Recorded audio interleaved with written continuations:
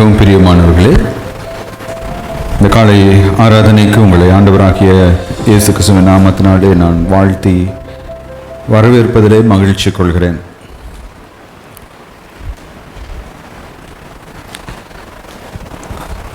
அன்பு ஆங்கிலத்தில் லவ், அது என்ன சொல்லுவாங்க அப்படின்னா ஆக்ஷன் வேர்டு, செயல்படும் வார்த்தை. அன்பு என்பதை வார்த்தைகளால் சொல்லும்போது உணர முடியாது. இப்போ நான் என்னுடைய மனைவியை பார்த்து, இந்த உலகத்திலே உன்னை தான் அதிகமாக நான் நேசிக்கிறேன், உன்னையை விட எனக்கு வேற யாருமே என்ன கிடையாது, முக்கியம் கிடையாது,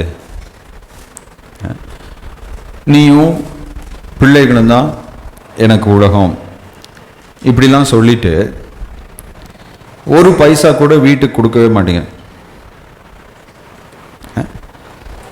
வீட்டில் வந்து அரிசியோ பருப்போ காய்கறியோ எந்த தேவைக்கும் ஒன்றுமே நான் என்ன பண்ண மாட்டேங்கிறேன், வாங்கி தர மாட்டேங்க. ஆனால் டெய்லி என்னுடைய மனைவியை பார்த்து நான் என்ன சொல்லுவேன், நான் உன் மேலே ரொம்ப அன்பாக இருக்கேன், நீ தான் என்னுடைய உலகம். இப்படி நான் சொல்லுவேன் என்றால், ஒருவேளை என்னுடைய மனைவி நான் அவன் மேலே அன்பு செலுத்துறேன்னு சொல்லி நினைப்பாளுங்களா? ஏன்? செயல் இல்லை. இன்னைக்கு நிறைய பேருடைய அன்பு எதுல இருக்குன்னா வார்த்தைகள்ல மட்டும்தான் இருக்கு. செயல் என்னதுங்க? இல்லை.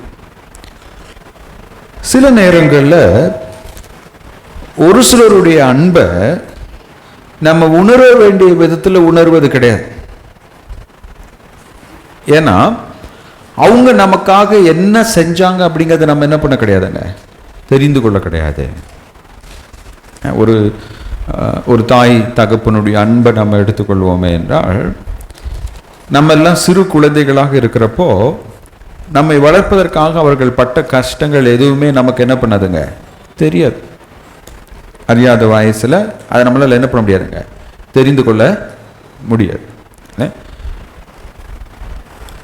அந்த தாய் தகப்பன் நமக்காக என்னெல்லாம் செஞ்சிருக்கிறாங்க அப்படிங்கிறத நம்ம தெரிந்து கொள்ளவில்லை என்றால், அநேக நேரத்திலே அந்த தாயும் தகப்பனையும் நம்ம நேசிக்க வேண்டிய விதத்தில் நம்ம என்ன பண்ணுறது கிடையாதுங்க, நேசிப்பது கிடையாது. அதே போல்தான் கடவுள் நம் மீது மிகுந்த அன்புள்ளவராக இருக்கிறார். தேவன் நம் மீது பாராட்டின தன்னுடைய அன்பை இயேசு கிறிஸ்துவானவருடைய சிலுவை மரணத்தின் மூலமாக நம்ம புரிந்து கொள்ள முடியும். The cross is the manifestation of God's love for human beings. சிலுவை தேவன் மனிதர்களை எவ்வளவு அதிகமாக நேசித்தார் என்பதை நமக்கு வெளிப்படுத்துகின்ற உன்னதமான ஒரு நிகழ்வு. ஒருவேளை இந்த வாரம் தொடங்கி இனி ஒரு சில வாரங்கள், ஒருவேளை மே மாதம் 2-3 வாரங்கள் இயேசு கிறிஸ்து சிலுவையை சந்தித்த நிகழ்வை குறித்து நம்ம தியானிக்க இருக்கிறோம்.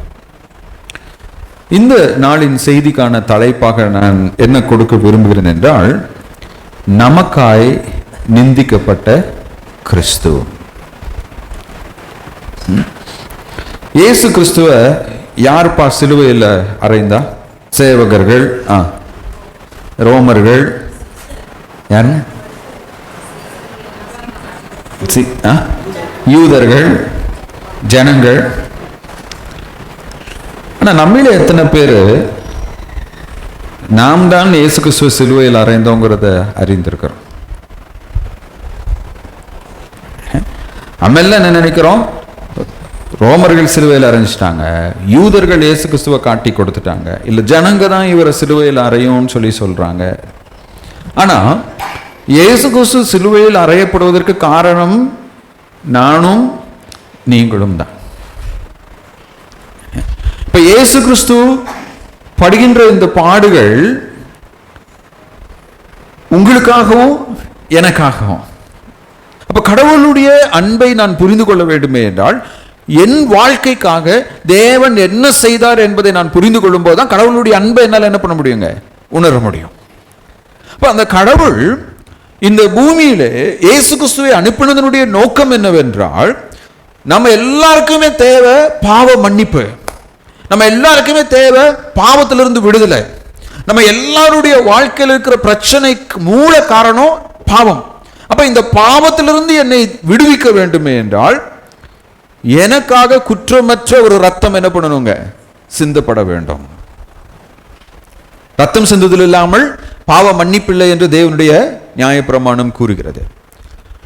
எனக்காக ரத்தம் சிந்தி மரித்து என்னை மீட்பதற்காக இயேசு கிறிஸ்துவானவர் தன்னை சிலுவையில் என்ன பண்ணாருங்க, ஒப்பு கொடுத்தார். அப்ப அந்த இயேசு கிறிஸ்து சிலுவை மரணத்தை நம்ம பார்க்கிறப்போ இன்னைக்கு நம்ம தியானிக்க போகிறது யூத மக்களும் யூத சேவகர்களும் இயேசு கிறிஸ்துவை எப்படி நடத்தினார்கள். முதலாவது நம்ம பார்த்தோம்னா இயேசு கிறிஸ்து நமக்காக எப்படி நிந்திக்கப்பட்டார். இயேசு கிறிஸ்து நமக்காய் பாவ மனிதர்களால் அவமானப்படுத்தப்பட்டார். Jesus Christ suffered the mockery of men for us. இயேசு கிறிஸ்து நமக்காய் பாவ மனிதர்களால் அவமானப்படுத்தப்பட்டார். மனிதர்கள் நம்முடைய பிள்ளைகளோ நமக்கு பிரியமானவர்களோ துன்பப்படும் போது அதை உடனடியாக நம்ம என்ன பண்ணுவாங்க, தடுத்து நிறுத்தும்.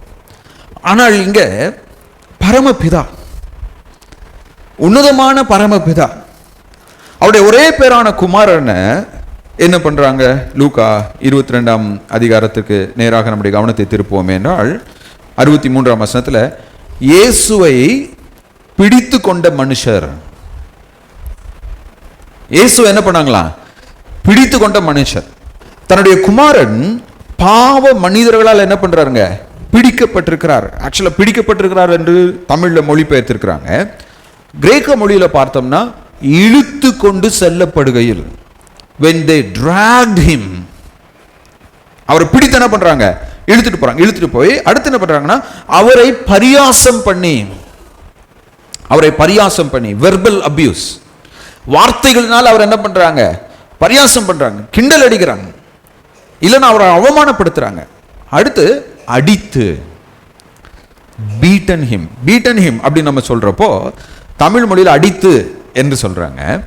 ஆக்சுவலா கிரேக்க மொழியில நீங்க பார்த்தீங்க அப்படின்னா, நம்ம வழக்கமாக தமிழ் மொழியில வந்து இப்பெல்லாம் அந்த வார்த்தையை வந்து பெற்றோர் பயன்படுத்துறாங்களான்னு தெரியாது, வாத்தியாரங்க பயன்படுத்துறாங்களான்னு தெரியாது.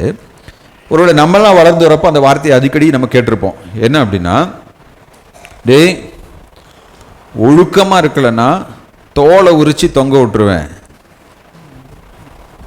இல்லை அப்படின்னா உன்னை அடிக்கிற அடியில் தோல் என்ன பண்ணிரும், உறிஞ்சிரும். எக்ஸாக்டா அதே வார்த்தை தான் இங்க பயன்படுத்தப்பட்டிருக்கு. அடித்து என்றால் அவருடைய தோலை உரித்து. அடுத்து 64ஆம் வசனம் பாருங்க, அவருடைய கண்களை என்ன பண்ணாங்களா, கட்டி அவருடைய முகத்தில் அறைந்து உன்னை அடித்தவன் யார், அதை ஞான திருஷ்டியினால் சொல் என்று அவரை கேட்டது மன்றி. இப்போ 64ஆம் வசனத்தில் என்ன பண்றாங்க அப்படின்னா, இயேசு கிறிஸ்துவை உட்கார வச்சுட்டு இல்லை நிற்க வச்சுட்டு அவருடைய கண்களில் என்ன பண்றாங்க, ஒரு துணியை கட்டுறாங்க. கட்டிட்டு அவருடைய கன்னத்தில் அரைஞ்சு உன்னை அடித்தது யார். இது வந்து சின்ன பிள்ளைகளுடைய விளையாட்டு. அந்த கிரேக்கர்கள் ரோமர்களுடைய காலத்தில் என்ன பண்ணுவாங்களா, ஒரு குழந்தைக்கு என்ன பண்ணுவாங்க, கண்ணை கட்டிட்டு சுற்றி இருக்கிற ஏதாவது ஒரு குழந்தை அதை போய் என்ன பண்ணும், தொட்டுட்டு உன்னை தொட்டது யாரு. அப்போ அந்த குழந்தை வந்து கரெக்டாக என்னை தொட்டது யாருன்னு சொல்லிட்டா அவங்க அவுட், அவங்க கண்ணில் என்ன பண்ணுவாங்க. இப்போ அந்த மாதிரி ஒரு ஒரு சிறு பிள்ளையை போல என்ன சொல்ல, நீ உன்னைய தீர்க்கதரிசி, நீ ஞான திருஷ்டிக்காரன், நீ தீர்க்கதரிசி, ஆனா ஒரு குழந்தைக்கு இருக்கிற அறிவு கூட உனக்கு என்ன கிடையாது. நீ தீர்க்கதரிசி, ஆனா உன்னை யார் தொட்டான்னு சொல்லி என்ன பண்ண சொல்லு. இயேசு கிறிஸ்துவை பார்த்து கேட்கிறான். 65ஆம் வசனத்தில் பாருங்க, மற்றும் அநேக தூஷண வார்த்தைகளையும் அவருக்கு விரோதமாக சொன்னார்கள். இந்த அநேக தூஷண வார்த்தைகள் என்று சொல்லும்போது லூக்கா எதை நமக்கு மறைக்கிறார் என்றால், அவர்கள் இயேசு கிறிஸ்துவை திட்டிய தீய வார்த்தைகள், கெட்ட வார்த்தைகள் அவர் என்ன பண்றாருங்க, ரொம்ப நாசுக்கா ஏன்னா அவங்க எந்தெந்த வார்த்தையை சொல்லி இயேசு கிறிஸ்துவை திட்டுனாங்களோ அந்த வார்த்தையெல்லாம் எழுத முடியாது புஸ்தகத்தில், அதை வாசிக்க முடியாது. அவ்வளோ கேவலமாக அவர் என்ன பண்ணாங்க, நடத்தினார்கள். இப்போ இயேசு கிறிஸ்து யாருக்காக இந்த அவமானத்தைப்படுறார்? நீங்களும் நானும் பண்ண பாவத்துக்காக. அவர் எந்த குற்றமும் என்ன பண்ண கிடையாதுங்க, பண்ணவே கிடையாது. நீங்கள் யோசிச்சு பாருங்களேன், இயேசு கிறிஸ்துவை பிடிக்க போகிறாங்க. பிடிக்க போகிறப்ப திடீர்னு ஸ்தீஷன் என்ன பண்ணுறான், ஒரு சேவகனுடைய காதை என்ன பண்ணுறான், வெட்டுறான். இயேசு கிறிஸ்து உடனடியாக அந்த சேவகனுடைய காதை என்ன பண்ணுறாருங்க, சுகப்படுத்துறாரு. இப்போ அதை பார்த்து அந்த சேவகர்கள் தான் இயேசு கிறிஸ்து என்ன பண்ணுறாங்க, ஒருவேளை அதை பார்த்த போதாவது இந்த மனுஷன் எவ்வளோ நல்லவர்ப்பா, இவரை பிடிக்க வர நம்மளையே அவர் என்ன பண்றாரு, காப்பாத்துறாரு அப்படின்னு சொல்லிட்டு அவர் மேல எந்த ஒரு இரக்கமும் காட்ட அவங்களுக்கு என்ன கிடையாதுங்க. இது இயேசு கிறிஸ்துவுக்கு அல்ல, எந்த ஒரு மனிதனுக்கும் இந்த தீமை என்ன பண்ணக்கூடாதுங்க, செய்யப்படக்கூடாது. அவர் எந்த தப்பும் செய்ய கிடையாது. சரி, இப்ப ஏன் அவர் இந்த சேவகர்கள் கையில் இருந்தார் தெரியுங்களா? அதுக்கு ஒரு காரணம் இருக்கு. ஏன்னா இவரை எப்ப கைதி பண்றாங்க, இயேசு கிறிஸ்துவ எந்த டைம்லடா கைதி பண்றாங்க, இருட்டில் வந்து கைதி பண்றாங்க. யூதர்களுடைய வழக்கத்தின்படி இரவு நேரத்திலே அவர்கள் ஒருவரை கைது செய்யக்கூடாது, பகல்ல தான் என்ன பண்ணணுங்க, கைது செய்யணும். இப்போ இந்த சன்னதரின் சங்கத்தினர், பிரதான ஆசாரியனும் இல்ல வேத பாரகர்களோ இல்ல ஜெபாலய தலைவர்களோ இவரை ராத்திரி வந்து கைது பண்ணிட்டு இவர் ராத்திரி கோர்ட்ல கொண்டு போய் என்ன பண்ண முடியாதுங்க, நிறுத்த முடியாது. அது யூதருடைய சட்டத்துக்கு எதிரானது. அப்ப இவங்க என்ன பண்றாங்க, ஒருவேளை இவரை ராத்திரி விட்டுட்டோம்னா பகல்ல இவரை என்ன பண்ண முடியாதுங்க, பிடிக்க முடியாது. ஏன் பகல்ல பிடிக்க முடியாது? பகல்ல அவர் எங்க இருப்பாரு,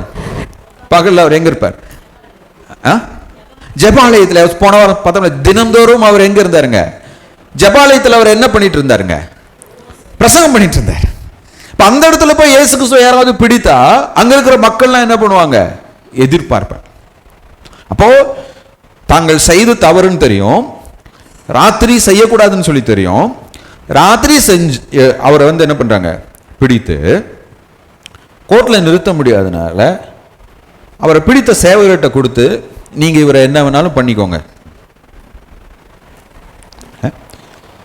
சமீபத்தில் தமிழகத்தையே உலுக்கிய ஒரு வழக்கு இல்லைங்களா, ஒரு 2-3 வருஷத்துக்கு முன்னாடி சாத்தான் குளம் என்ற இடத்துல ஒரு தகப்பனையும் மகனையும் என்ன பண்ணாங்க, காவலர்கள் பிடித்துட்டு போய் ராத்திரி முழுவதும் அடிச்சிருக்காங்க. அதில் சிபிஐ என்கொயரியில் சொல்கிறாங்க, ஒருத்தன் வந்து என்ன சொல்கிறான், நமக்கு அடித்து ப்ராக்டிஸ் பண்ண ஒருத்தன் என்ன பண்ணிட்டான், கிடைச்சிட்டான். அதே போல் தான் இந்த போர் சேவர்கள் அடித்தார்கள் அப்படின்னு சொல்கிறப்போ ஒரு வேத ஆக்கியோன், அதாவது முதல் நூற்றாண்டிலே வாழ்ந்த ஒரு ஆதி திருச்சபையினுடைய தந்தை அதை குறித்து கூறுகின்ற ஒரு கமெண்ட்ரியை எழுதியிருக்கார். என்ன எழுதியிருக்கிறார்னா, பண்டிகை காலத்தில் இரவு நேரத்தில் இந்த சேவகர்கள் குடும்பத்தோடு இருக்கணும். ஆக்சுவலாக அந்த ஒரு வாரம் பஸ்கா பண்டிகையின் வாரத்தில் வந்து எல்லாருக்குமே விடுமுறை கொடுத்துடணும். அந்த ஒரு வாரம் வந்து பார்த்தீங்கன்னா கிரிமினல் எல்லாம் அவங்க அரெஸ்ட் பண்ண மாட்டாங்க. ஆனால் இந்த ஜெபாலய தலைவர்கள் என்ன பண்ணியிருக்கிறாங்க, இவங்க விடுமுறையில் ஜாலியாக இருக்க வேண்டிய நேரத்தில் இவங்களை பிடிச்சி வேலை செய்ய வச்சனால அவங்க தலைவர்கள் மேலே இருக்கிற கோபத்தை யார் மேலே இவங்க காமிச்சிருக்காங்க, இயேசு கிறிஸ்து மேலே காமிச்சிருக்காங்க. ஒரு முறை நான் ஒரு வீட்டில் உட்காந்து சாப்பிட்டுட்டு இருந்தேன், எல்லோரும் தரையில் உட்காந்து சாப்பிட்டுட்டு இருக்கோம். அப்போ அந்த பாஸ்டருடைய மனைவி எங்களுக்கு எல்லாம் சாப்பாடு என்ன பண்ணாங்க, பரிமாறிட்டு இருந்தாங்க. அவங்களுடைய குழந்தை எங்கள் பக்கத்தில் உட்காந்து சாப்பிட்டுட்டு இருந்தது. அவங்க என்ன பண்ணாங்கன்னா ஏதோ எடுக்கிறதுக்காக எந்திரிச்சாங்க. எந்திரிச்சப்ப என்ன பண்ணிட்டாங்க, வலிக்கு கீழே விழுந்துட்டாங்க. பெரிய அளவில் அடியெலாம் ஒன்றும் படல. உடனே அவங்க கணவர் என்ன பண்ணார், கண்ணா இல்லை இவ்வளோ வளர்ந்துருக்கே அப்படின்னு சொல்லி திட்டின உடனே அந்த அம்மா போகிற வழியில் என்ன பண்ணாங்கன்னா அந்த சின்ன குழந்தை உட்காந்து என்ன பண்ணிச்சு, விளையாண்டு இருந்துச்சு.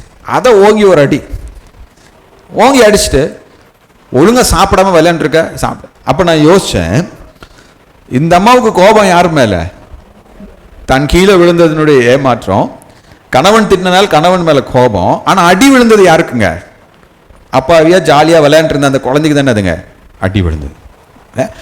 இப்போ இங்கே இயேசு கிறிஸ்து எதுக்காக இங்கே அடிபட்டு இருக்கிறாருங்க, இந்த போர் சேவகர்கள் நீங்க நினைச்சு பாருங்களேன், இரவு 1 மணிக்கு இயேசு கிறிஸ்துவை கைது பண்றாங்க, காலையில் 6 மணி வரைக்கும் இவங்க கரத்தில் என்ன பண்ணிட்டாங்க, கொடுத்துட்டாங்க. இவன் தூக்கம் இல்லாம குடும்பத்தை விட்டுட்டு பண்டிகையை கொண்டாட முடியாம அந்த கோபத்தெல்லாம் யார் மேல காண்பிக்கிறான்? இயேசு கிறிஸ்துவின் மீது காண்பிக்கிறான். அந்த போர் சேவகர்களுடைய கோபத்தின் வெளிப்பாடு நம்முடைய கோபத்தின் வெளிப்பாடாகவும் இருக்கிறது. நிறைய நேரத்தில் நம்முடைய வாழ்க்கையில ஒரு பிரச்சனை வந்த உடனே நம்ம முதல்ல யார் மேல கோபப்படுறோங்க? கடவுள் மேலதான் நம்ம கோபப்படுறோம். கடவுளை தான் நம்ம என்ன பண்றோம்? நிந்திக்கிறோம். கடவுளை தான் நம்ம என்ன பண்றோம்? குறை கூறுகின்றோம். இப்போ அடுத்து இரண்டாவது நம்ம பார்த்தோம்னா 66 71 வசனங்களிலே இயேசு கிறிஸ்து நமக்காய் தேவாலய தலைவர்களால் நிராகரிக்கப்பட்டார். Jesus Christ suffered the rejection of the leaders of the temple for us. சரி, இந்த போர் சேவகர்கள் தான் மோசமானவங்கன்னு வைத்துக் கொள்ளலாம், அவங்க வேதத்தை அறியாதவங்கன்னு வைத்துக் கொள்வோம். 66ஆம் வசனத்தில் பாருங்க, விடியற் காலமான போது, early in the morning, எப்படா பொழுது விடியும்னு என்ன பண்றாங்க? காத்திருக்கிறாங்க. விடியற் காலமான போது யாரெல்லாம் கூடி வராங்க? 66வது வசனத்துல, ஜனத்தின் மூப்பரும். மூப்பர்னா யார்ப்பா தம்பிங்களா? போன வாரம் நான் சொல்லி கொடுத்தேன் உங்களுக்கு. who are the elders? மூப்பர்கள்னா யாரு? சபை தலைவர்கள். அவங்களுடைய வேலை என்னதுங்க? மூப்பர்களுடைய வேலை என்னது? வேத வசனத்தை போதிப்பதும் வேத வசனத்தின்படி மக்களை நியாயம் தீர்ப்பதும் நிதானித்து அறிவதும் மூப்பர்கள். அடுத்து யார் இருக்காங்க? மூப்பர்களும் பிரதான ஆசாரியரும் வேத, அதாவது யூத மக்களுடைய பைபிள் ஸ்காலர்ஸ். அந்த இஸ்ரவேல் நாட்டிலே இருந்த தலை சிறந்த வேத போதகர்கள் எல்லாரும் என்ன பண்றாங்க? கூடி. எப்ப கூடி வரான்? விடியற் காலமான போது. இயேசு கிறிஸ்து ராத்திரி கைது பண்ணிட்டு இவன் ஏன் விடியற் காலத்தில் கூடி வந்தான்னு சொல்லி கேட்டீங்க அப்படின்னா, ராத்திரியே இயேசு கிறிஸ்துவ வழக்கு விசாரிச்சா இவனுங்க குற்றவாளிகள் ஆயிடுவாங்க. அதனால என்ன பண்றாங்க? இயேசு கிறிஸ்துவ காவலர்கள் கையில் ஒப்படைச்சிட்டு பொழுது விடிஞ்ச உடனே என்ன பண்றாங்க? கூடி வராங்க. கூடி வந்து என்ன பண்றாங்க பாருங்க, தங்கள் ஆலோசனை சங்கத்தில் அவரை கொண்டு வந்து நிறுத்தி. அதாவது மனிதன் தான் கடவுளுக்கு முன்னாடி கடவுளுடைய நீதிமன்றத்தில் நிற்கணும். கடவுள் தான் என்ன பண்ணணுங்க? நீதிபதி ஆசனத்தில் உட்காரணும். மனிதன் தான் அவருக்கு முன்னாடி என்ன பண்ணணும்? நிற்கணும். ஆனா இங்க மனிதன், பாவ மனிதன் நீதிபதியின் ஸ்தானத்தில் உட்கார்ந்து இருக்கிறான். பரிசுத்தமான கடவுள் எங்க நிற்கிறாருங்க? அவனுக்கு முன்னாடி கைகள் கட்டப்பட்டு நிறுத்தப்பட்டிருக்கிறார். யாராவது ஒரு வார்த்தை சொல்லிட்டாலே நம்மளால தாங்க முடியல. யாராவது நமக்கு ஏதாவது தீமை பண்ணிட்டாலே நம்மளால என்ன பண்ண முடியலங்க? பழி வாங்காம இருக்க முடியல, திரும்ப பேசாம இருக்க முடியல, திரும்ப ஏதாவது செய்யாம இருக்க முடியல. ஆனா உன்னதமான தேவன் பாவ மனிதனுக்கு முன்னாடி ஒரு குற்றமும் செய்யாம என்ன பண்றாருங்க? கையை கட்டி நின்றுட்டு இருக்காரு. அந்த பாவ மனிதன் இல்லையா, அவரை கொண்டு வந்து என்ன பண்றாங்க? நிறுத்திட்டு அவன் கேட்கிற கேள்வி பாருங்க, நீ கிறிஸ்துவா? Are you Christ?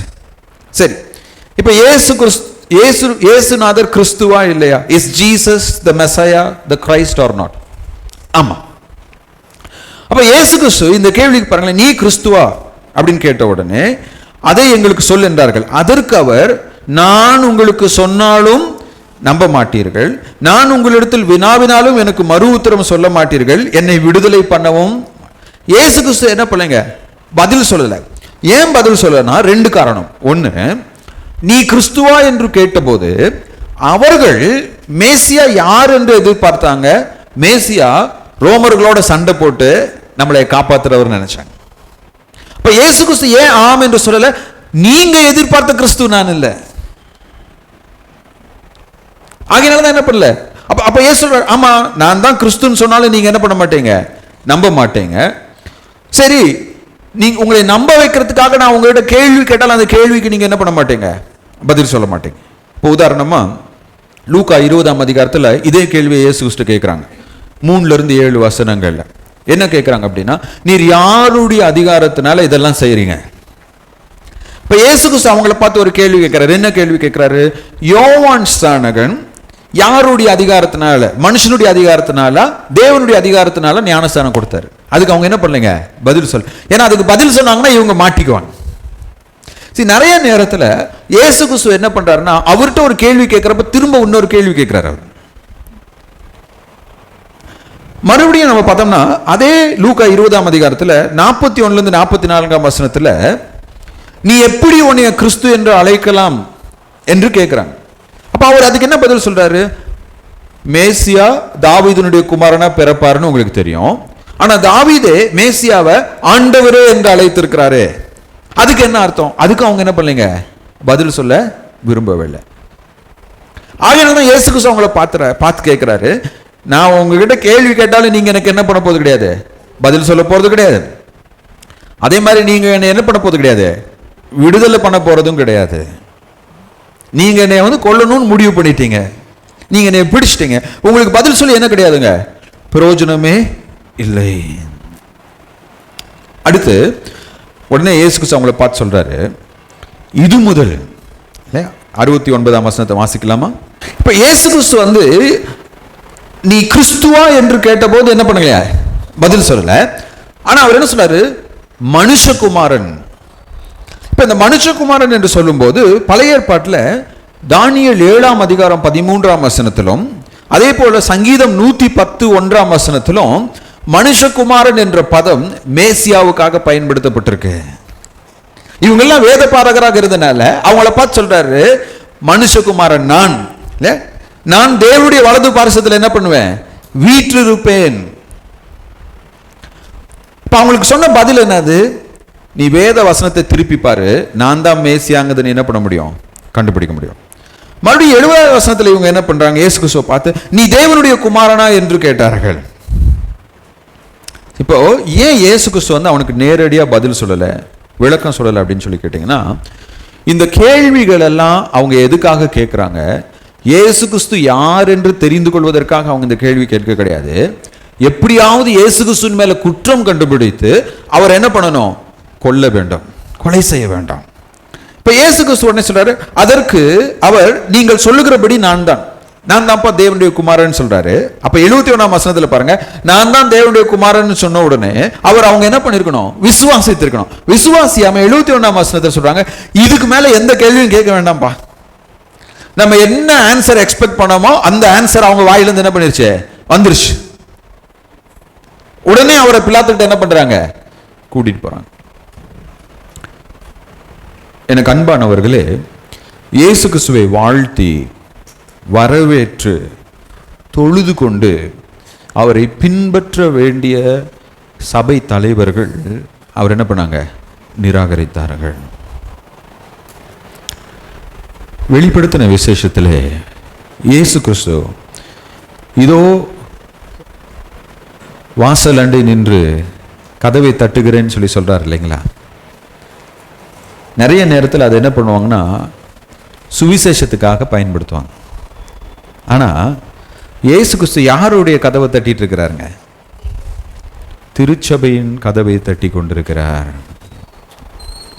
ஏன்னா இன்னைக்கு நிறைய சர்ச்ல இயேசு கிறிஸ்து சர்ச்சுக்குள்ளார இல்ல, இயேசு கிறிஸ்து சர்ச்சுக்குள்ளார என்ன கிடையாதுங்க, இடமே இல்லை. ஏன்னா நம்ம திருச்சபையை நம்முடைய விருப்பப்படி நடத்தி கொண்டிருக்கிறோம், மனிதர்களை பிரியப்படுத்துவதற்காக நடத்தி கொண்டிருக்கிறோம். ஒரு சில திருச்சபைகள் அரசியல் மயம் ஆயிடுச்சு, ஒரு சில திருச்சபைகள் களியாட்டாயிடுச்சு, என்டர்டெயின்மெண்ட் ஆயிடுச்சு. அங்க கடவுளுக்கே என்ன கிடையாதுங்க, இடமே இல்லை.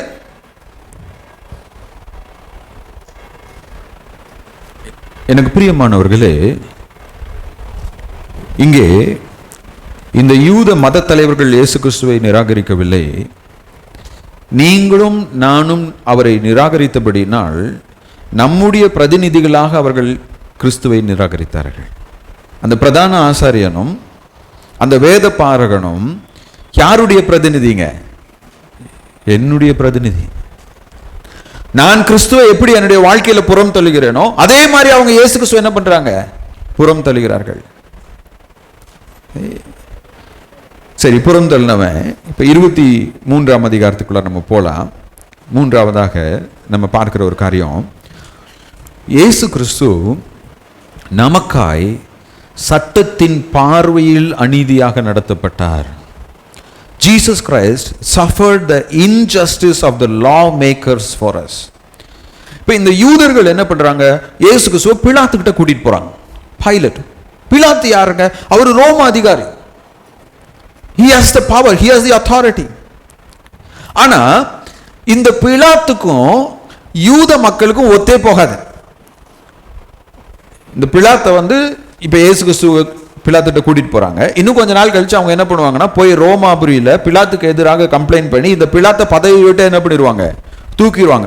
இந்த பிலாத்துக்கும் யூதர்களுக்கும் நிறைய பிரச்சனை.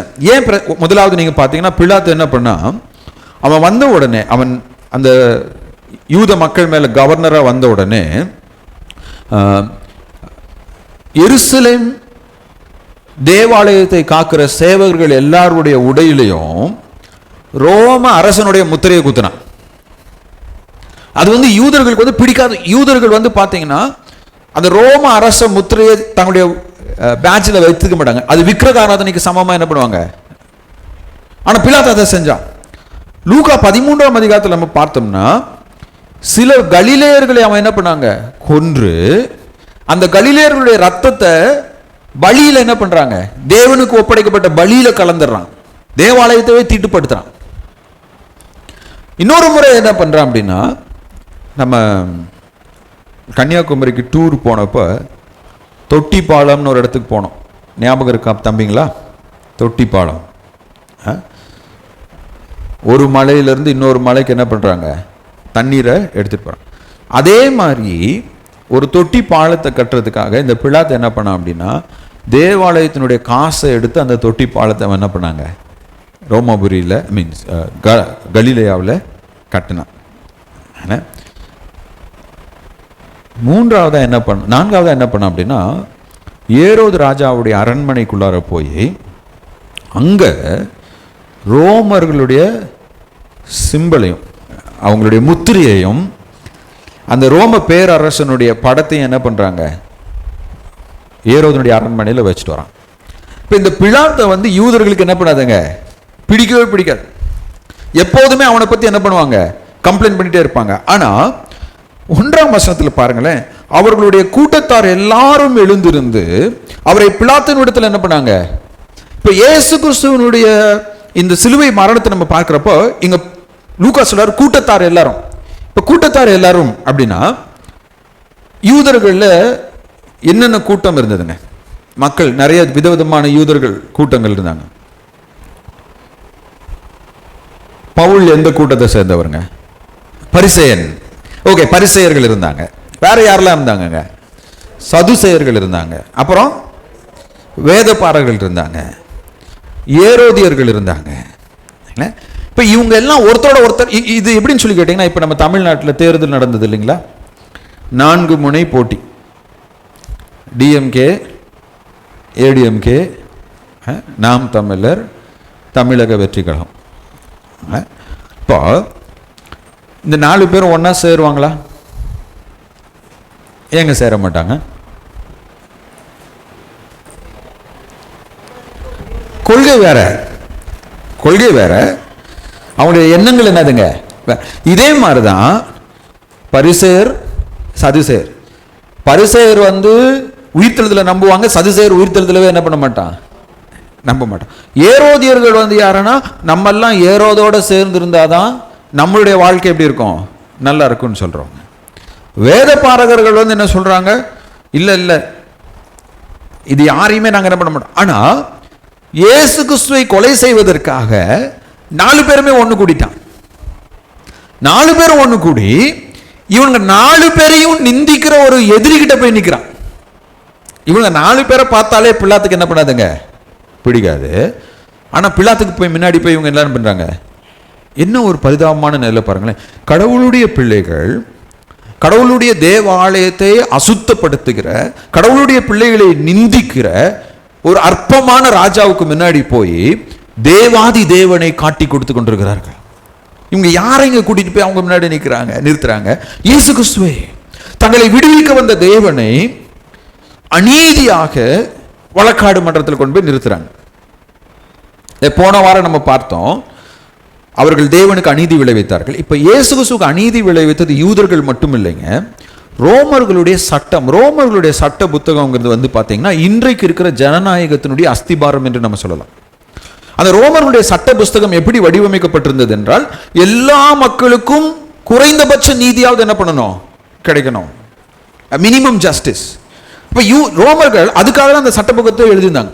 இப்போ அந்த சட்ட புஸ்தகத்தை கையில் வச்சிருக்கிற பிலாத்துக்கு முன்னாடி இயேசு கிறிஸ்துவை கொண்டு போய் என்ன பண்றாங்க, நிறுத்துறாங்க. இப்போ பிலாத்துக்கு முன்னாடி இயேசு கிறிஸ்துவை கொண்டு போய் நிறுத்தும் போது பிலாத்து பார்க்குறாரு, இவரை பார்த்து சரிப்பா இவர் யாரு அப்படின்னு சொல்லி விசாரிக்கலாம் அப்படின்னு சொல்றப்போ, இயேசு கிறிஸ்து மேல இவங்க வைக்கிற குற்றச்சாட்டு பாருங்க 2ஆம் வசனத்துல, இவனை நாங்க ஏன் இங்க கொண்டு வந்திருக்கிறோம் அப்படின்னா, இவன் தன்னை கிறிஸ்து எனப்பட்ட,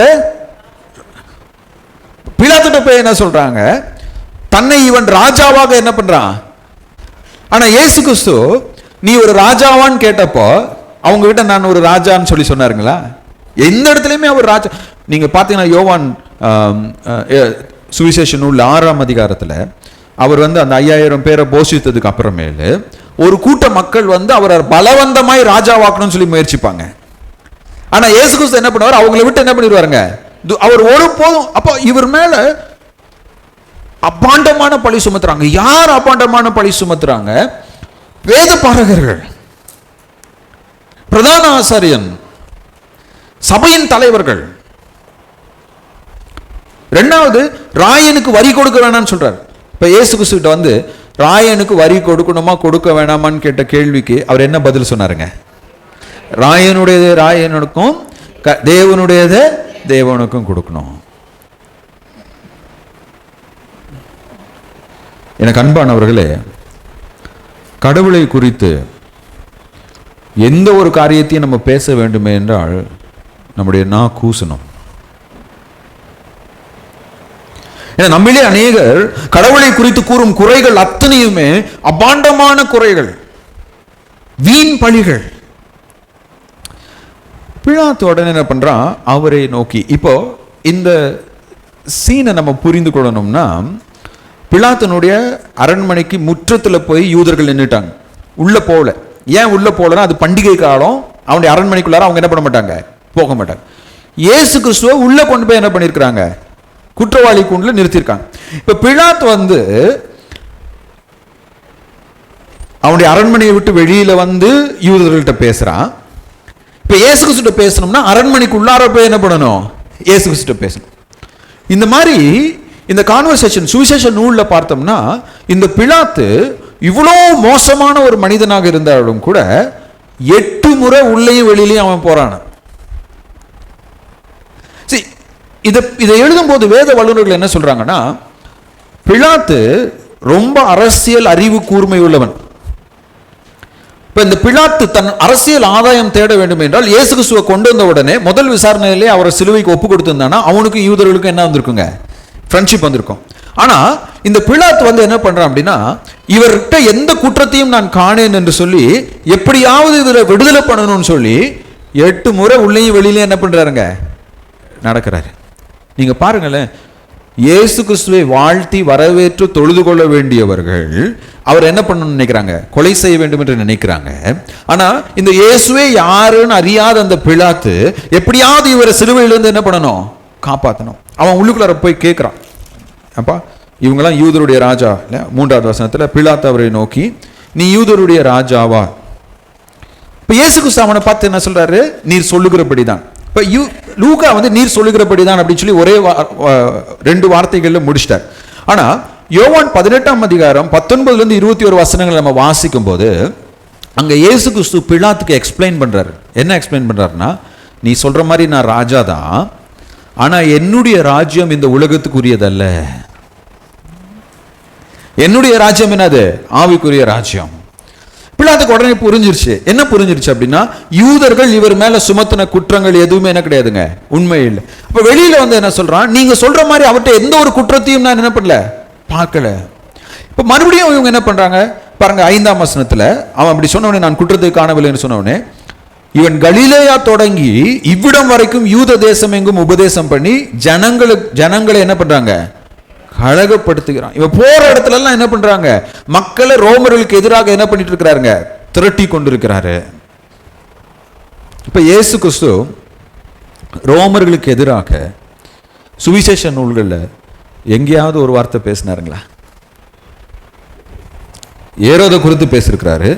யூத மத தலைவர்களை குறித்தும் யூத மக்களை குறித்தும் யூத கோயிலை குறித்தும் அவர் என்ன பண்ணிருக்காருங்க? ரோமர்களை குறித்து எங்கேயுமே என்ன பண்ண கிடையாதுங்க, பேசவே கிடையாது. இப்போ இவங்களுடைய நோக்கம் என்னது?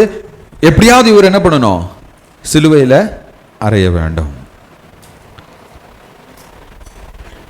இயேசு கிறிஸ்துவுக்கு நீதியை வழங்க வேண்டிய பிலாத்து பார்க்குறான்.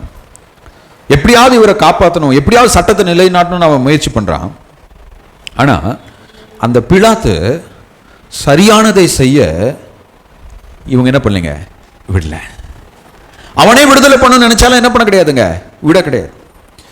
இது எதுக்கு ஒரு சித்திரமாக இருக்கிறது என்றால், இந்த உலகத்தில் உள்ள நீதிமன்றங்களிலே தேவனுடைய பிள்ளைகளுக்கு நீதி கிடைக்கும் என்று நாம் நம்புவோமே என்றால் நம்மை போன்ற ஏமாளிகள் ஒருவரும் இல்லை.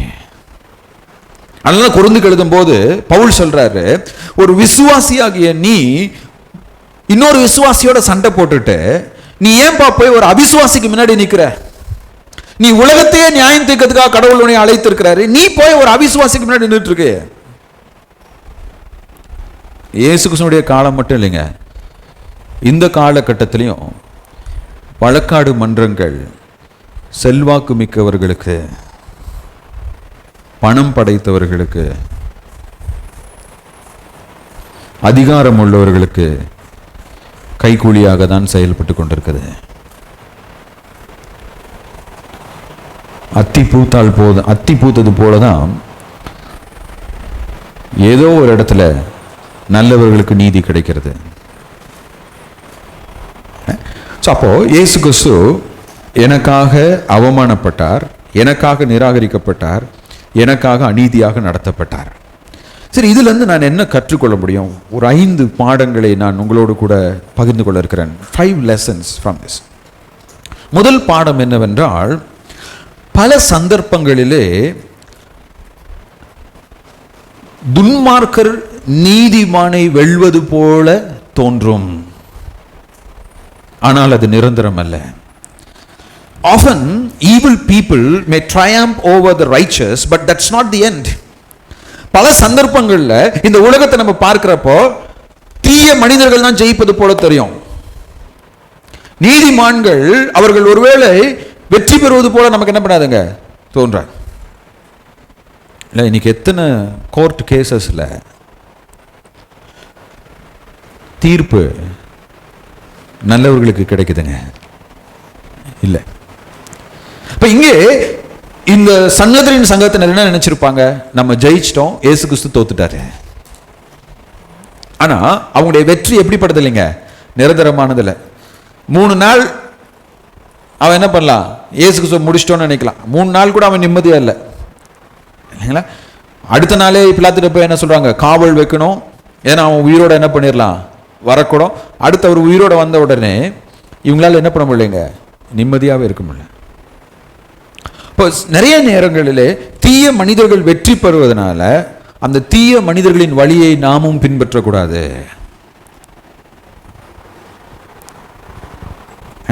இரண்டாவதாக நம்ம கற்றுக்கொள்கிற பாடம் என்னவென்றால், மனிதர்கள் நன்மை செய்வதற்காக அல்ல, பாவம் செய்வதற்காகவே அநேக நேரத்திலே ஒன்று கூடியிருக்கிறார்கள்.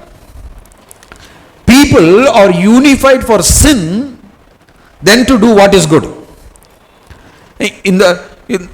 இந்த பரிசேயனும் சதுசேயனும் வேதபாரகனும் ஏரோதியனும் எல்லாருமே ஒன்று கூடினது எதுக்காகங்க, எப்படியாவது இயேசு கிறிஸ்துவை என்ன பண்ணணும், கொலை செய்ய வேண்டும். அப்ப நிறைய நேரத்தில் இந்த உலக ஒற்றுமை எப்படி இருக்குன்னா, இந்த உலக மனிதர்களுடைய ஒற்றுமை எப்படி இருக்குதுன்னா, தீமை செய்வதற்காக தான் அவங்க என்ன பண்றாங்க, ஒன்று கூடி வருகிறார்களே தவிர ஒரு நன்மை செய்வதற்காக மக்கள் ஒன்று இணைவது மிகவும் அரிதாக இருக்கிறது.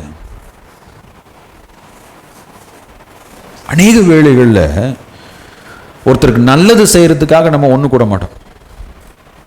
நீங்க பாருங்களேன், இப்போ ஒரு 10 பேர் இருக்கிறாங்கன்னு வச்சுக்கோங்களேன்.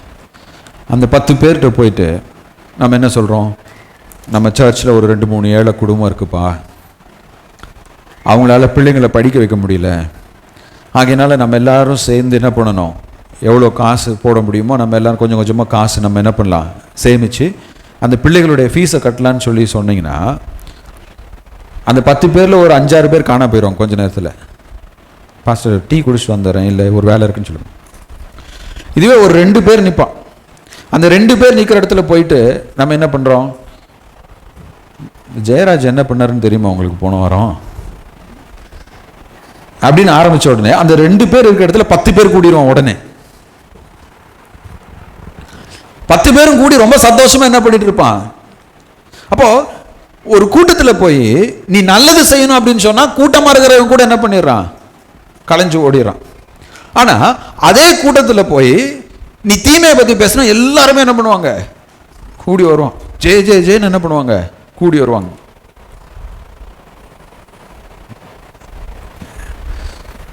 இப்போ சபையிலே நாம் எதற்காக ஒன்றுபடுகிறோம் என்பது ரொம்ப முக்கியங்க.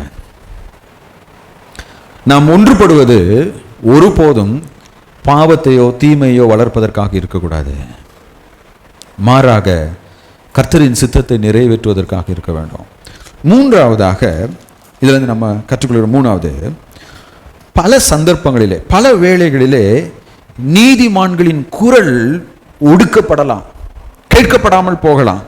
ஆனால் அவர்களுடைய செயல்கள் என்றென்றும் நினைவு கூறப்படும்.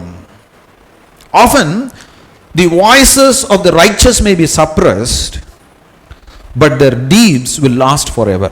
இதுக்கு ஒரு உதாரணம் யாருன்னா, இந்த கூட்டத்தில் ஒருத்தர் இருக்கிறாரு, அவர் பேர் நத்தானியேல். யாருங்க இந்த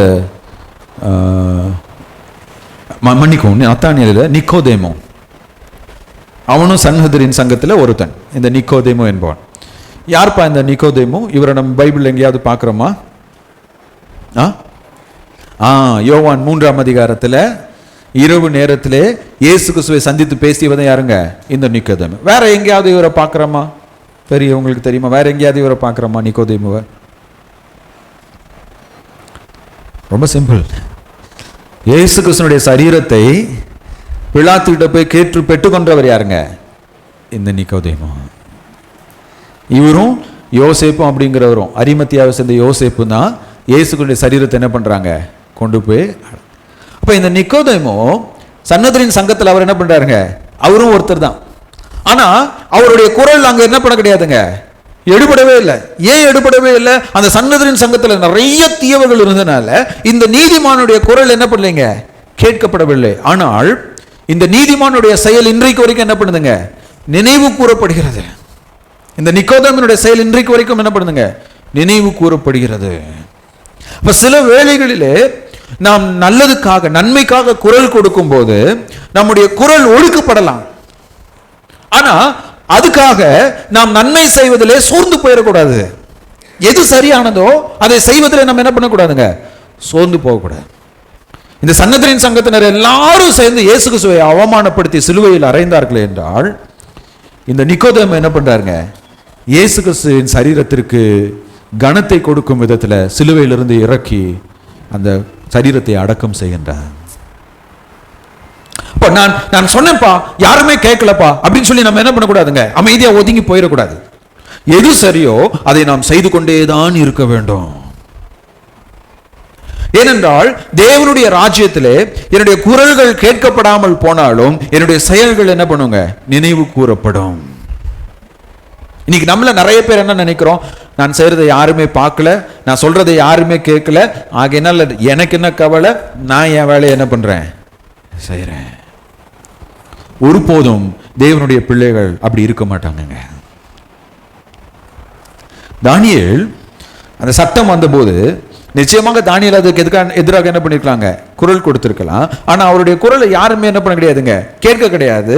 யாருமே உண்மையான தேவனை நோக்கி எந்த கடவுளை நோக்கி ஜெபம் பண்ணக்கூடாதுன்னு சொல்லிட்டாங்க. ஆனா தானியேல் வந்து என்ன பண்ணா, தன்னுடைய வீட்டிலே ஜெபித்தான். இன்றைக்கும் அவன் நினைவு கூறப்படுகிறான்.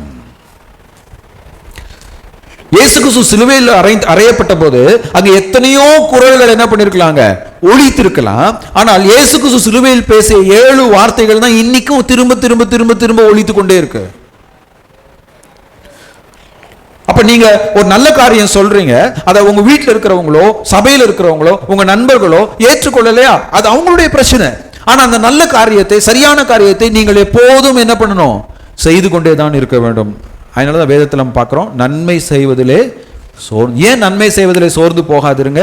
நீங்க செய்யற நன்மையை யாருமே மைண்ட் பண்ண மாட்டாங்க, யாருமே பாராட்ட மாட்டாங்க, அதை ஒரு பொருட்டாகவே அவங்க என்ன பண்ண மாட்டாங்க, நினைக்க மாட்டாங்க. ஆனால் கடவுள் பார்த்து கொண்டிருக்கிறார், கர்த்தர் பார்த்து கொண்டிருக்கிறார்.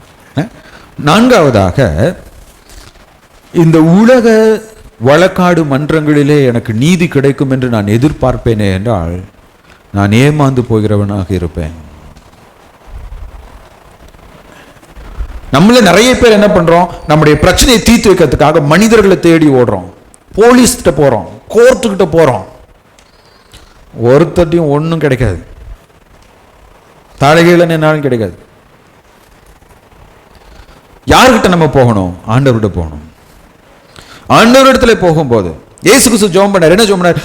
என் தேவனே, என் தேவனே, ஏன் என்னை கைவிட்டு? அவர் ஆண்டவர்கிட்ட தான் வழக்காடினார். நீங்க நினைச்சு பாருங்களேன், அவர் சன்னதிரின் சங்கத்தினர்கிட்ட சண்டை போட கிடையாது, பிலாத்துக்கிட்ட சண்டை போட கிடையாது. அவர் சொன்னார், என் தேவனே, ஏன் என்னை கைவிட்டீர்? என்னுடைய ஆவியை உம்முடைய கரத்தில் நான் ஒப்பு கொடுக்கிறேன். மூன்றாம் நாள் பிதாவானவர் அவரை உயிரோடு என்ன பண்ணாருங்க? எழுப்பினார். இன்றைக்கும் எல்லா நாவுகளும் அறிக்கை செய்யும்படியாக, எல்லா முழங்கால்களும் மண்டியிடும்படியாக மேலான நாமத்தை இயேசு கிறிஸ்துவுக்கு அவர் கொடுத்தார். ஒரு நாள் நம்முடைய ஆண்டவராகிய இயேசு கிறிஸ்துவானவர் மீண்டும் வரும்போது இந்த உலகத்தில் உள்ள ஒவ்வொரு மனிதனும் இயேசுவே ஆண்டவர் என்று என்ன பண்ணுவான்? அறிக்கை செய்வான் என்று நம்ம பார்க்கிறோம். ஐந்தாவதாக, தேவனுக்காக பாடுபடுகிறவர்கள் மகிமையிலே எழுப்பப்படுவார்கள் என்பதற்கு இயேசு கிறிஸ்து முன்னோடியாக மரித்தார். Jesus Christ is an example for us on how all the righteous one will be risen in glory. எப்படி தேவனுக்காக பாடு அனுபவித்து தன்னுடைய வாழ்க்கையை அர்ப்பணித்தவர்கள் மகிமையிலே எழுப்பப்படுவார்கள் என்பதற்கு இயேசு கிறிஸ்துவானவர் முன்னோடியாக இருக்கிறார். எனக்கு அன்பானவர்களே, நிறைய கிறிஸ்தவங்களுடைய ஒரு எண்ணம் என்னவென்றால், நான் செத்ததுக்கு அப்புறம் என்னைய கோயிலில் கொண்டு வந்து ஒரு ஆராதனை நடத்தி கல்லறையில் கொண்டு போய் புதைச்சிட்டா நான் பரலோகம் போயிடுவேன். இப்பெல்லாம் கொஞ்சம் அது கம்மியாயிடுச்சு. முன்னெல்லாம் நீங்கள் பார்த்தீங்கன்னா இந்த 30லேருந்து 60 வயசு வரைக்கும் நம்ம சர்ச்சுக்கெலாம் வரமாட்டாங்க. அவங்களுக்கு பிடிச்ச சர்ச்சுக்கு என்ன பண்ணுவாங்க? போவாங்க. ஒரு 60 வயசுக்கு மேலே மெதுவாக என்ன பண்ணுவாங்க? ஆலயத்துக்கு வருவாங்க. எதுக்கு வருவாங்கன்னா, அந்த சர்ச்சிலலாம் கல்லறை என்னதுங்க இருக்காது. அப்போ அங்கே செத்தா கொண்டு போய் மோகனூர் ரோட்டில் இருக்க, மோகனூரோட சேந்தமங்கலம் ரோட்டில் இருக்கிற கல்லறையில் கொண்டு போய் வச்சிருவாங்கடா.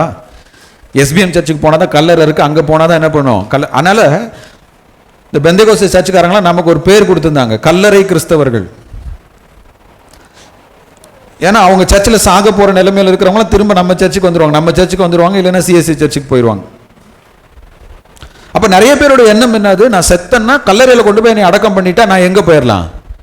பரலோகத்துக்கு போயிடலாம். நம்ம கல்லறையில் அடக்கம் பண்ண எத்தனை பேர் மகிமையில் எழுந்திருப்பாங்கன்னு எனக்கு தெரியாதுங்க, கடவுளுக்கு தான் தெரியும்.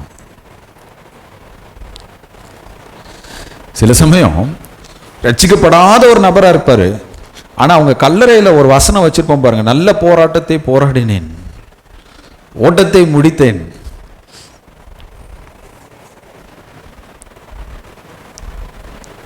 சிரிக்கிறதா அழுகுறதான்னு தெரியல.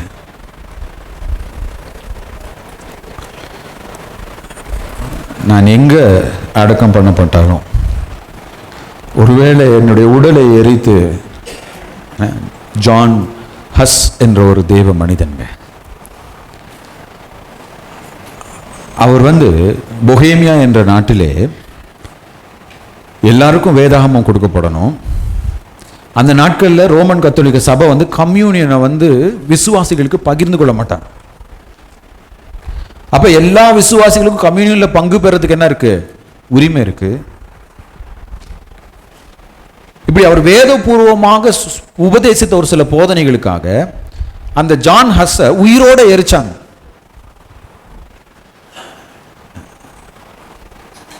எரிச்சு சாம்பலை தூக்கி எரிஞ்சிட்டாங்க. ஆனால் அந்த ஜான் ஹஸ் மகிமையிலே உயிரோடு என்ன பண்ணுவாருங்க? எழும்புவார். அதை யாராலும் என்ன பண்ண முடியாதுங்க? தடுத்து நிறுத்தவே முடியாது. இப்ப யாரெல்லாம் இயேசு கிறிஸ்துவுக்காக இல்லை தேவனுக்காக தன்னுடைய வாழ்க்கையை அர்ப்பணம் செய்கிறார்களோ, ஒருவேளை அவங்க இந்த உலகத்திலே அவர்களுக்கு கிடைக்க வேண்டிய நீதி கிடைக்கப்பெறாமல் போகலாம். இந்த உலகத்திலே அவர்களுக்கு கிடைக்க வேண்டிய ஆசீர்வாதங்களும் சுகங்களும் அங்கீகாரமும் கிடைக்கப்பெறாமல் போகலாம். ஆனா அவங்க எப்படி கிறிஸ்துவானவர் உயிரோடு கூட மகிமையில எழும்பினாரோ, அதே போல ஒரு நாள் அவங்க மகிமையில என்ன பண்ணுவாங்க?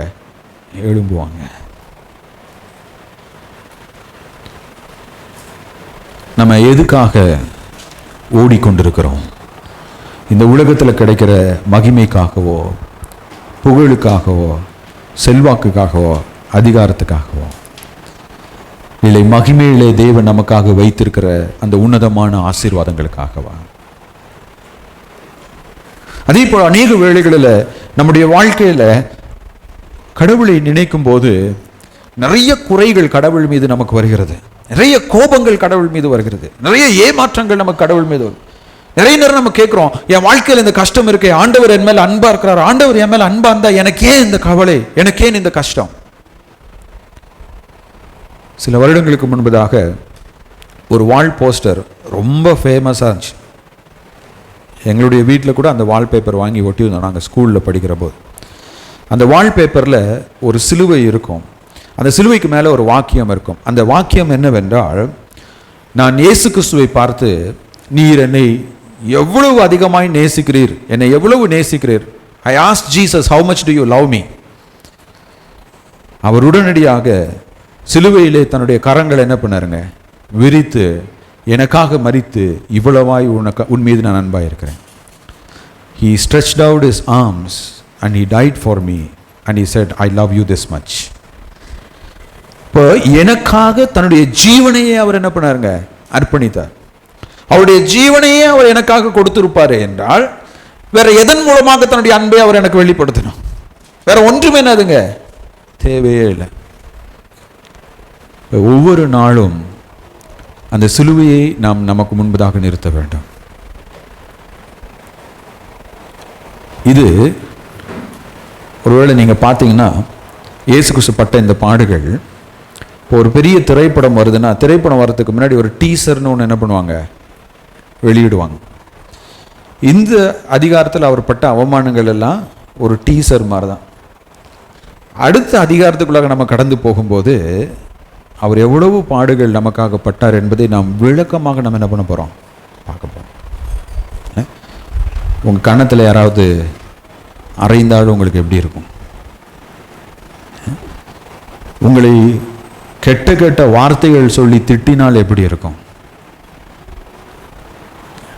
நீங்க செய்யாத தவறுகளெல்லாம் நீங்க செய்தீர்கள் என்று சொல்லி உங்கள் மேல வீண் பழி போட்டா உங்களுக்கு எப்படி இருக்கும்? எவ்வளவு கோபம் வரும். அவங்கள என்ன பண்ணுவோம் நம்ம? ஆனால் இயேசு கிறிஸ்து எல்லாவற்றையும் ஏற்றுக்கொண்டார். ஏன் இயேசு கிறிஸ்து எல்லாவற்றையும் ஏற்றுக்கொண்டார்? நீங்களும் நானும் பரலோகம் போகணும், உங்களுடைய பாவமோ என்னுடைய பாவமோ மன்னிக்கப்படணும், நீங்களும் நானும் தேவனுடைய நியாய தீர்ப்பிலே வெட்கப்பட்டு போகக்கூடாதுங்கிறதுக்காக அவர் நமக்காக நிந்திக்கப்பட்டார். அந்த உண்மையுள்ள இயேசு கிறிஸ்துவுக்கு நம்மளே எத்தனை பேர் உண்மையுள்ளவர்களாக இருக்கிறோம்? அதனால தான் பவுல் சொன்னார், கிறிஸ்துவின் சிலுவையை குறித்தே அல்லாமல் வேறொன்றை குறித்தும் நான் மேன்மை பாராட்ட மாட்டேன். அந்த சிலுவையின் நிழலில் நாம் அனுதினமும் தஞ்சம் புகும்போது நம்முடைய வாழ்க்கையிலே கடவுளுடைய அன்பினால் நாம் தொடப்பட்டவர்களாய், இந்த உலகத்தில் என்ன போராட்டங்கள் வந்தாலும் அந்த போராட்டங்களின் மத்தியிலே நம்மால் மன உறுதியாக இருக்க முடியும். அந்த சிலுவையை தவிர வேற எதையாவது நம்முடைய கண் முன்னாடி நம்ம நிறுத்தி வாழ்வோமே என்றால் நம்முடைய வாழ்க்கையிலே ஏமாற்றமும் திகிலும் தான் மிஞ்சும். தேவன் தாமே அந்த கிறிஸ்துவின் அன்பினால் நம்மை நிரப்பி ஆசீர்வதிப்பாராக. ஆமென்.